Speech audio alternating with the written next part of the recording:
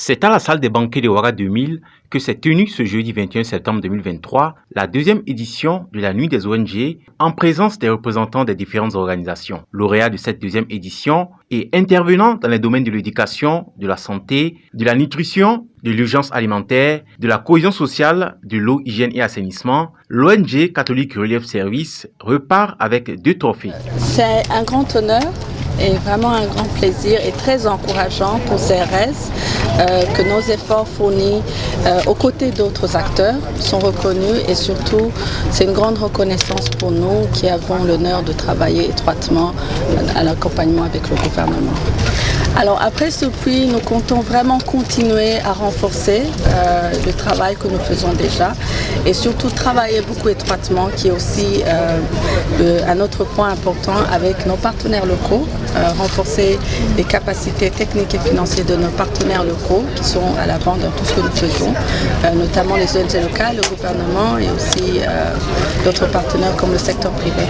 Le promoteur de la deuxième édition de la Nuit des ONG se dit heureux de la tenue de l'événement malgré le contexte sécuritaire. Il faut dire qu'on est très heureux parce que ce n'était pas simple.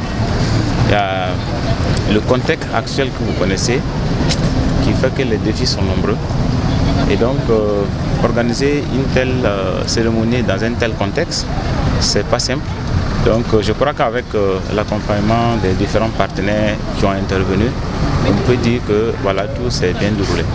Donc, c'était quand même de créer cet espace-là pour les encourager, pour leur dire qu'on est au courant de ce que vous faites. C'est pas facile, mais on sait que lorsque les efforts sont conjugués de part et d'autre, je crois que nous pourrons nous en sortir. Présente à la cérémonie, la ministre en charge de la solidarité nationale et de l'action humanitaire a visité les différents stands et n'a pas manqué de féliciter les différentes ONG pour leurs diverses contributions. Je voudrais d'abord saluer ces ONG qui interviennent aux côtés de l'État pour améliorer les conditions de vie des populations.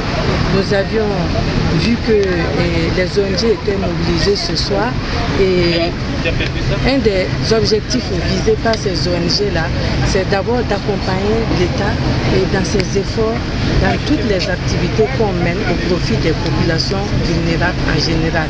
Et l'organisation de la nuit nous permet donc d'échanger entre nous, d'échanger entre les différents acteurs afin de renforcer la collaboration.